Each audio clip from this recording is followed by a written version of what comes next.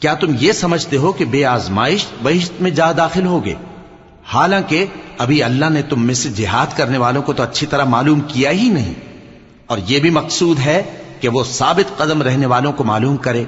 اور تم موت شہادت کے آنے سے پہلے اس کی تمنا کیا کرتے تھے، سو تم نے اس کو آنکھوں سے دیکھ لیا۔ اور محمد صلی اللہ علیہ وآلہ وسلم ایک پیغمبر ہی تو ہیں، ان سے پہلے بھی بہت سے پیغمبر ہو گزرے ہیں، بھلا اگر یہ مر جائیں یا مارے جائیں تو تم الٹے پاؤں پھر جاؤ گے؟ اور جو الٹے پاؤں پھر جائے گا تو اللہ کا کچھ نقصان نہیں کر سکے گا، اور اللہ شکر گزاروں کو بڑا ثواب دے گا۔ اور کسی شخص میں طاقت نہیں کہ اللہ کے حکم کے بغیر مر جائے، اس نے موت کا وقت مقرر کر کے لکھ رکھا ہے، اور جو شخص دنیا میں اپنے اعمال کا بدلہ چاہے اس کو ہم یہیں بدلہ دے دیں گے، اور جو آخرت میں طالب ثواب ہو اس کو وہاں اجر